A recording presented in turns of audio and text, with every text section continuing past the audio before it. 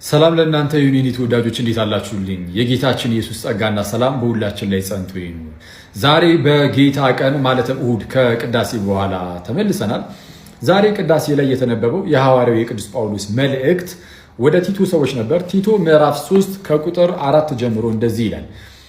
ነገር ግን የመድኃኒታችን የእግዚአብሔር ቸርነትና ሰውን መውደዱ በተገለጠ ጊዜ እንደ ምሕረቱ መጠን ለአዲስ ልደት በሚሆኑ መታጠብና በመንፈስ ቅዱስ በመታደስ አዳነን እንጂ እኛ ስላደረግነው በጽድቅ ስለነበረው ስራ አይደለም ይላል። ምን ማለት ነው? እግዚአብሔር አስቀድሞ እኛን ሲያድነን ልጁን ኢየሱስ ክርስቶስን ስለ ሁላችን ሲልከው ከእኛ መልካም ነገር አይቶ በፍጹም አይደለም። ሁላችንም ኃጢአተኞች በደለኞች ነን። እግዚአብሔር ግን እጅጉን ይወደናልና እኛን ለማዳን ልጁ ኢየሱስን ላከው። አሁንም በኃጢአት ውስጥ ያለን ሰዎች እግዚአብሔር አይተወንም፣ ይልቁንም ሁልጊዜም ቢሆን ይጠብቀናል። ሊያድነን እጅግ ቸር ነው፣ በምህረቱ ባለጠጋ ነው። ከኛ የሚፈልገው ነገር አንድ ነው፣ እሱም እንድንመለስለት ነው። አለቀ። ይቅርታ አባ እንድንለው፣ ይቅርታ ብቻ አለቀ። ንስሐ እንድንገባ፣ ወደ ቤተክርስቲያን እንድንመለስ፣ ወደ እርሱ እንድንመለስ ብቻ ነው። ከዛ ውጭ ግን የምህረት ደጆቹ አሁንም ድረስ በኃጢአት ለምንመላለስ ለኛ የተከፈቱ ናቸው ነው። መልካም የጌታ ቀን። እሺ፣ ማን ፈጠረሽ? ስላሴ። ስላሴ ስንት ናቸው? አንድም ሶስትም ናቸው። በሶስትነት በስም በግብር በአካል። በስም እንዴት ነው? አብ ወልድ መንፈስ ቅዱስ። በግብር አብ ወላዲ ወልድ ተወላዲ መንፈስ ቅዱስ ሰራጺ። በአካል አብ ፍጹም አካል አለው፣ ወልድ ፍጹም አካል አለው፣ መንፈስ ቅዱስ ፍጹም አካል አለው። በአንድነት በአገዛዝ በህልውና በባህሪ በፈቃድ በስልጣን ይህን ዓለም በመፍጠር ይህን ዓለም በማሳደር ምን ሁሉ በመሳሰል። እሺ፣ አምስቱ አዕማደ ምስጢር ማን ማን ናቸው? ምስጢረ ስላሴ፣ ምስጢረ ስጋዌ፣ ምስጢረ ጥምቀት፣ ምስጢረ ቁርባን፣ ምስጢረ ትንሣኤ ሙታን። እሺ፣ ምስጢረ ስላሴ ማለት ምን ማለት ነው? ምስጢረ ስላሴ ማለት ድብቅ ሽሽግ የማይታወቅ ማለት ነው። ምስጢረ ስላሴ ለምን ምስጢር ተባለ? ምስጢረ ስላሴ ድብቅ ሽሽግ የተባለው አብ ወልድን ሲወልደው እንዴት እንደወለደ ስለማይታወቅ፣ ወልድ ከአብ ሲወለድ እንዴት እንደተወለደ ስለማይታወቅ፣ አብ መንፈስ ቅዱስን ሲያጸርጽ እንዴት እንዳጸረጸ ስለማይታወቅ፣ መንፈስ ቅዱስ ከአብ ሲጸርጽ እንዴት እንዳጸረጸ ስለማይታወቅ፣ ስለዚህ ምስጢረ ስላሴ ድብቅ ሽሽግ የማይታወቅ ማለት ነው። ምስጢረ ስጋዌ ማለት ምን ማለት ነው? ምስጢረ ስጋዌ ማለት መለኮት ከትስብእት ቃል ከስጋ ስጋ ከቃል ያለመጠፋፋት ያለመቀላቀል ከሁለት አንድ አካል ከሁለት ባህሪ አንድ ባህሪ ሆነ ማለት ነው። ይህም ማለት አምላካችን መድኃኒታችን ኢየሱስ ክርስቶስ ከመቤታችን ከቅድስት ድንግል ከስጋ ስጋ ከነፍሷ ነፍስ ነስቶ ሰው ሆነ ማለት ነው። ሰው ሆነ ስንልም ፍጹም የባህሪ አምላክ ፍጹም ሰው ነው። ይህም ማለትም መወሰን ተወሰነ፣ ውሱኑ ሞላ፣ የማይረበው ተረባ፣ የማይደክመው ደከመ፣ የማይሞተው ስለኛ ሲል ሞተ ማለት ነው።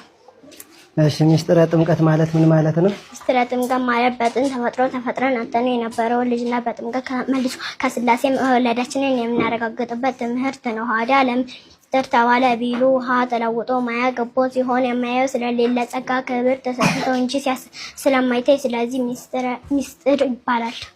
እሺ፣ ጌታችን ለምን ተጠመቀ? ጌታ የተጠመቀው ለእኛ አብነት ለመሆን የእኛን ጥምቀት በሱ ጥምቀት የእኛን ጥምቀት ለመቀደስ። ጌታ ሲጠመቅ ምን ተአምራት ተገለጹ? ሰማያት ተከፈቱ፣ መንፈስ ቅዱስ ወረደ። መንፈስ ቅዱስ በርግብ አምሳል ወርዶ በወልድ ትከሻ ላይ አረፈ። አብ በደመና ሆኖ የምወደው ልጅ ይሄ ነው አለ። ወልድ በባህር ዮርዳኖስ ቆሞ ባህር ሸሸች፣ ዮርዳኖስ ወደኋላ አለች። እኛ ስንጠመቅ ምን እናገኛለን? እኛ ስንጠመቅ ሰማያዊ ምስጢር ይገለጽልናል። የዲያብሎስ ቁራኝነት ይቀርልናል። ጌታ ሲጠመቅ ዮርዳኖስ እንደሸሸች እኛም ስንጠመቅ ጠላታችን ዲያብሎስ ይሸሸናል። ከስላሴ ልጅነትን እናገኛለን። ጌታ በ30 ዓመቱ ለምን ተጠመቀ? ጌታ በ30 ዓመቱ የተጠመቀው በብሉይ ኪዳን አንድ ሰው ካህን የሚሆነው በ30 ዓመቱ ስለሆነ ጌታ በ30 ዓመቱ ተጠምቆ የሊቀ ካህናትን ስራ ለመስራት ነው። እንዲህም ያለው ክህነትን ከንግስና ጋር አንድ አድርጎ ስለያዘ ነው። አንድም ትንቢቱ ምሳሌ ወል ለመፈጸም ነው። አዳም በ30 ዓመት ሆኖ ተፈጥሮ ያገኛትን ልጅና ሁለት ጥያቄ ፕሮቴስታንቶች ይህ ቪዲዮ የሚደርሳችሁ ከሆነ መልሳችሁን በኮሜንት ላይ ወይም ደግሞ ቪዲዮ ሰርታችሁ ምላሽ መስጠትም ትችላላችሁ። ጥያቄው ምንድነው? የመጀመሪያው ጥያቄ ጌታችን ኢየሱስ ክርስቶስ ስለ ቅዱስ ቁርባን ሲያስተምር ስለ ስጋውና ስለ ደሙ ሲያስተምር ለምሳሌ በዮሐንስ ወንጌል ምዕራፍ 6 ላይ ስጋዬን የበላ ደሜን የጠጣ የዘላለም ሕይወት አለው፣ ስጋዬን ያልበላ ደሜን ያልጠጣ የዘላለም ሕይወት የለውም አለ። እንዲሁም ደግሞ ዝቅ ብሎ ስጋዬ እውነተኛ መብል ደሜም እውነተኛ መጠጥ ነው ብሎ ተናግሯል። እንዲሁም በማቴዎስ ወንጌል ምዕራፍ 26 ላይ ደግሞ ሲሰጣቸው እራት እየበሉ ሳለ ህብስትን አንስቶ ቆርሶ ባርኮ ቆርሶ እንካችሁ ብሉ ይህ ስጋዬ ነው አለ ይላል። እንዲሁም ደግሞ ጽዋውንም አንስቶ እንካችሁ ጠጡ ይህ ደሜ ነው አለ ይላል። እና እዚህ ጋር ጥያቄው ምንድን ነው? እንግዲህ በፕሮቴስታንት እምነት የስጋና ደም እውነተኛ የኢየሱስ ስጋና ደም አይደለም፣ መታሰቢያ ብቻ ነው የሚል ምላሽ ነው የሚሰጠው። እና ጥያቄው ምንድን ነው? ጌታችን ኢየሱስ ክርስቶስ ከዚህ በላይ ምን ቢል ነበር እውነተኛ ስጋው እንደሆነ የምታምኑት? ልክ አሁን እኛ የምናምነው ቴዎሎጂ አለ አይደለ? እውነተኛ ስጋውና ደሙ ነው ብለን ነው የምናምነው። ምክንያቱም ቃል በቃል እውነተኛ ስጋዬ ነው ደሜ ነው ብሏል። ስጋዬ እውነተኛ መብል ደሜም እውነተኛ መጠጥ ነው ብሏል። ስለዚህ እኛ እንደዛ እውነተኛ ስጋውና እውነተኛ ደሙ ነው ብለን እናምናለን። ለእናንተ ኢየሱስ ምን ቢል ኖሮ ነበር ልክ እኛ እንደምናምነው የጌታ ኢየሱስ ትምህርት እንደዛ የሚሆነው እንዲህ ቢል ነበር ብላችሁ የምታምኑት ምን ቢል ነበር? ጥያቄ ይሄ ነው። ሁለተኛው ጥያቄ ደግሞ ከጥምቀት ጋር በተያያዘ ነው። አሁንም ጌታችን ኢየሱስ ክርስቶስ ስለ ጥምቀት ሲናገር የማርቆስ ወንጌል ምዕራፍ 16 ላይ ያመነ እና የተጠመቀ ይድናል ብሎ ጥምቀትና እምነትን ለድነት ሁለቱንም ጠቅሶ አስፈላጊ መሆናቸውን ተናግሯል። በዮሐንስ ወንጌል ምዕራፍ 3 ላይ ከዋና ከመንፈስ ያልተወለደ የእግዚአብሔር መንግስት አይወርስም ብሏል። በማቴዎስ ወንጌል ምዕራፍ 28 ላይ ሰዎች ከአሕዛብነት ወደ ክርስቶስ ተከታይነት የሚመጡት በአብ ወልድ በመንፈስ ቅዱስም ሲጠመቁ እንደሆነ ገልጿል። ሐዋርያት በመልእክቶቻቸው ቅዱስ ጴጥሮስ ቃል በቃል ጥምቀት ያድናል ብሎ ተናግሯል። አንደኛ ጴጥሮስ ምዕራፍ 3 ላይ የሐዋርያት ሥራ ላይ ደግሞ ራሱ ቅዱስ ጴጥሮስ ንስሐ ግቡ እያንዳንዳችሁም ኃጢአታችሁ ይሰረይ ዘንድ በኢየሱስ ስም ተጠመቁ ብሎ ጥምቀት ለኃጢአት ስርየት እንደሚያስፈልግ፣ ጥምቀት ለድነት እንደሚያስፈልግ እንዲሁም በጣም በርካታ የመጽሐፍ ቅዱስ ክፍሎች ላይ ተገልጿል። አሁንም ጥያቄው ምንድን ነው? ስለ ጥምቀት መጽሐፍ ቅዱስ ምን ብሎ ቢናገር ነበር ጥምቀት ያድናል ማለት የሚሆነው? ከዚህ በላይ ማለት ነው። ጥምቀት እንደሚያድን የምታምኑት ጌታ ኢየሱስ ከዚህ በላይ ምን ብሎ ቢናገር ነበር? ወይም ደግሞ ሐዋርያት ከዚህ በላይ ምን ብሎ ቢናገሩ ነበር ጥምቀት ያድናል ብላችሁ የምታምኑት? ይሄ ነው ጥያቄው። መልሳችሁን እጠብቃለሁኝ። ሰላም በክርስቶስ ይብዛላችሁ።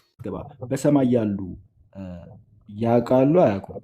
የሉቃስ ወንጌል ምዕራፍ 5 ቁጥር 7 ላይ እንዲህ ይላል፣ ንስሐ በሚገባ በአንድ ኃጢአተኛ በሰማይ ደስታ ይሆናል ይላል። ንስሐ ስትገባ በአንዱ ኃጢአተኛ ደስታ የሚሆነው እውቀት ስላላቸው ነው? አይደለም።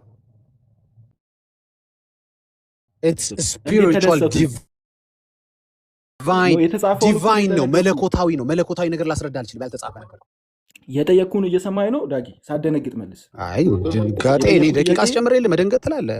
እንደዚህ ፕሮቮክ ለምን ታደርጋለህ? ፕሮቮክ ለምን ታደርጋለህ? ዝም ብለህ እኔ ተጽፏል አልተጻፈም አልጠየቅኩም። ኦኬ ፕሮቮክ ሳታደርግ ዝም ብለህ እንትን በል። አንደኛ ተጽፏል አልተጻፈም አልጠየቅኩም። በቃ ያልተጻፈ ነገር አልመልስም። እኔ እኮ ጴንጤ ነኝ። እሺ የተጻፈውን ጠይቀህ በአንድ ኃጢአተኛ በሰማይ ደስታ ይሆናል ሲል፣ በሰማይ ደስታ ይሆናል ሲል ደስተኛ የሚሆኑት እውቀት ስላላቸው ነው? አይደለም። አልተጻፈም። ካለ አሳየኝ፣ ጥቅሱን አሳየኝ። እውቀት ስላላቸው ነው ስለሌላቸው ነው? እግዚአብሔር ነግሯቸው ነው? አሳውቋቸው ነው? ምንም የተጻፈ ነገር የለም። ልክ ጋዲሳ እንዳለው እኔም በዛ የሚሆነው ነገር ኤክስፕሌን ማድረግ አንችልም። መለኮታዊ ነው፣ ዲቫይን ነው ብሏል። እኔም ዲቫይን ነው በሚለው በደንብ አብራርቼ ስለማስቀምጠው ነው። አንተ የምትደሰተው ከሆነ ነገር ከማወቅ ወደ ለማወቅ ስትሄድ ነው አይደለም? ምድር ላይ ስላለው ነው ብትለኝ፣ አዎ ምድር ላይ ልክ ነህ። ምድር ላይ እንደሱ አይነት ኤክስፕላኔሽን ልሰጠው ይችላል። አልገባኝም ያልከው ግን የሆነ የምድር ላይ ደስታን ከዲቫይን ደስታ ጋር አገናኝቼ ላስረዳ አልችልም። እዛ ምን እንዴት እንደተደሰቱ እንዴት እንዳወቁ ምንም ታውቀው ነገር የለም። አውቀው ይደሰቱ ሳያውቁ ይደሰቱ፣ ስማኝ፣ አውቀው ይደሰቱ ሳያውቁ ይደሰቱ፣ መለከት ተነፍቶ ይደሰቱ፣ ምንም የጻፈ ነገር የለም። አላልኩም። እንዴት እንዳወቁ አልጠየቅኩም። ወደሱ ልትመጣ ነው? ኦፍ ኮርስ ወዴት እየመጣ ነው? ዳጊጋ አልጠየቅኩም። እውቀት ስላላቸው ነው የተደሰቱት አይደለም?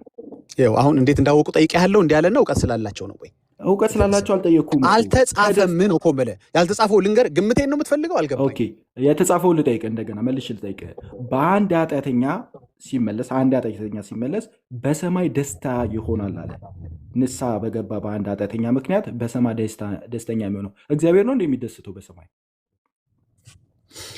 አልተጻፈም። እንደዚህ ብሎ በሰማይ ደስታ እንደሚሆነው የሚናገረው እግዚአብሔር ነው። ማርያም ነች ከሌላው ተብሎ የተጻፈ ነገር የለም።